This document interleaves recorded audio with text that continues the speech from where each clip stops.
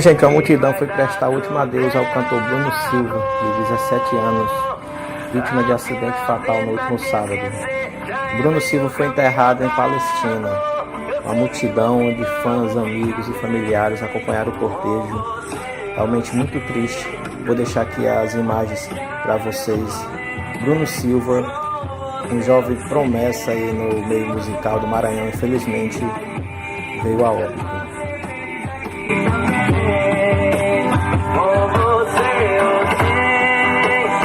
Vou decidir e vai dar tudo errado.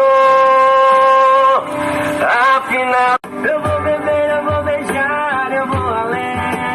Com você eu sei. Se você pode ser feliz aí, eu posso ser feliz aqui também. Com você eu sei. Tô decidido a seguir em frente.